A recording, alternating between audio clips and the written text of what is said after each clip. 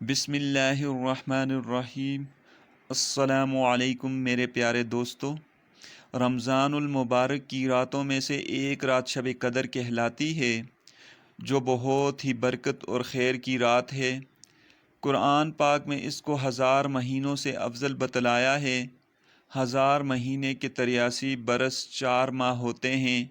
خوش نصیب ہے وہ شخص جس کو اس رات کی عبادت نصیب ہو جائے، کہ جو شخص اس ایک رات کو عبادت میں گزار دے، اس نے گویا 83 برس 4 ماہ سے زیادہ کا زمانہ کو عبادت میں گزار دیا، اور اس سے زیادہ کا حال بھی معلوم نہیں کہ 1000 مہینے سے کتنے ماہ زیادہ افضل ہے۔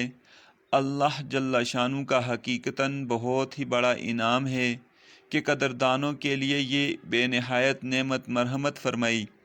در منصور میں حضرت انس رضی اللہ تعالی عنہ نے حضور صلی اللہ علیہ وآلہ وسلم کا یہ ارشاد نقل کیا ہے کہ شب قدر حق تعالی شانہ نے میری امت کو مرحمت فرمائی ہے، پہلی امتوں کو نہیں ملی۔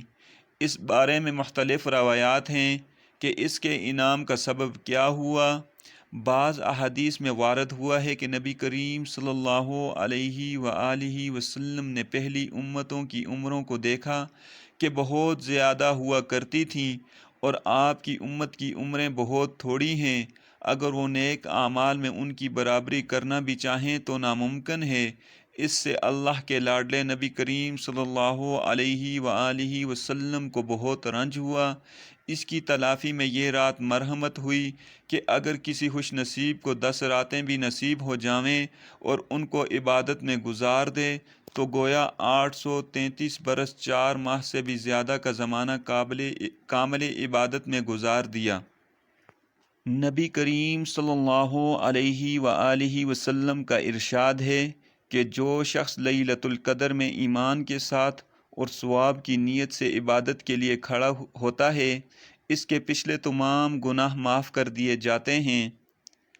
ایک اور حدیث میں حضرت انس رضی اللہ تعالی عنہ کہتے ہیں کہ ایک مرتبہ رمضان المبارک کا مہینہ آیا تو حضور صلی اللہ علیہ وآلہ وسلم نے فرمایا کہ تمہارے اوپر ایک مہینہ آیا ہے جس میں ایک رات ہے جو 1000 مہینوں سے افضل ہے۔ جو شخص اس رات سے محروم رہ گیا گویا ساری ہی خیر سے محروم رہ گیا، اور اس کی بلائی سے محروم نہیں رہتا مگر وہ شخص جو حقیقتاً محروم ہی ہے۔ حضرت عائشہ رضی اللہ تعالی عنہا نبی کریم صلی اللہ علیہ وآلہ وسلم سے نقل فرماتی ہیں کہ لیلۃ القدر کو رمضان کے آخری حشرے کی طاق راتوں میں تلاش کیا کرو۔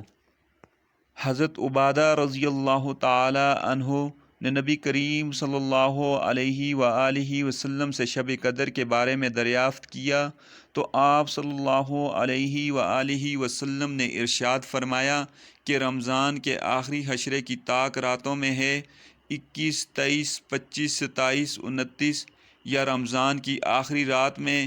جو شخص ایمان کے ساتھ ثواب کی نیت سے اس رات میں عبادت کرے، اس کے پچھلے سب گناہ معاف ہو جاتے ہیں۔ اس رات کی منجملہ اور علامتیں یہ ہیں کہ یہ رات کھلی ہوئی چمکدار ہوتی ہے، صاف و شفاف، نہ زیادہ گرم نہ زیادہ ٹھنڈی بلکہ معتدل، گویا کہ اس میں چاند کھلا ہوا ہوتا ہے۔ اس رات میں صبح تک آسمان کے ستارے شیاطین کو نہیں مارے جاتے۔ نیز اس کی علامتوں میں سے یہ بھی ایک ہے کہ اس کے بعد کی صبح کو آفتاب بغیر شعاع کے طلوع ہوتا ہے، ایسا بالکل ہموار ٹکیا کی طرح ہوتا ہے جیسے کہ 14ویں رات کا چاند۔ اللہ جل شانہ نے اس دن آفتاب کے طلوع کے ساتھ شیطان کو اس کے ساتھ نکلنے سے روک دیا۔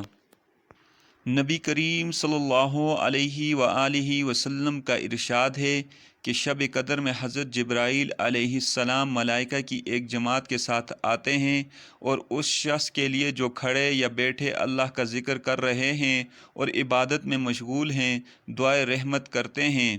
اور جب عید الفطر کا دن ہوتا ہے تو حق تعالی شانہ اپنے فرشتوں کے سامنے بندوں کی عبادت پر فخر فرماتے ہیں، اس لیے کہ انہوں نے آدمیوں پر طعنہ کیا تھا، اور ان سے دریافت فرماتے ہیں کہ اے فرشتوں، اس مزدور کا جو اپنی خدمت پوری ادا کرے کیا بدلہ ہے؟ وہ عرض کرتے ہیں کہ اے ہمارے رب، اس کا بدلہ یہی ہے کہ اس کو اس کی اجرت پوری دی جائے۔ تو ارشاد ہوتا ہے کہ فرشتوں، میرے غلاموں نے اور باندیوں نے میرے فریضوں کو پورا کر دیا، پھر دعا کے ساتھ چلتے ہوئے عیدگاہ کی طرف نکلے ہیں۔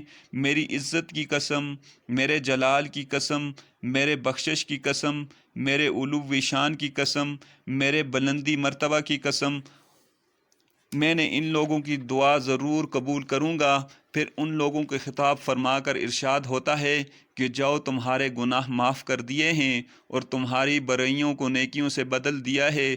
پس یہ لوگ عیدگاہ سے ایسے حال میں لوٹتے ہیں کہ ان کے گناہ معاف ہو چکے ہوتے ہیں۔ تو دوستو، اللہ تعالیٰ سے دعا ہے کہ اللہ تعالیٰ ہمیں بھی ان خوش نصیب بندوں میں شامل کر دے جن کو یہ راتیں میسر ہوتی ہیں، تاکہ ہمیں بھی یہ رات میسر ہو جائے اور ہم بھی اپنے گناہوں کی بخشش کروا سکیں۔ اللہ حافظ۔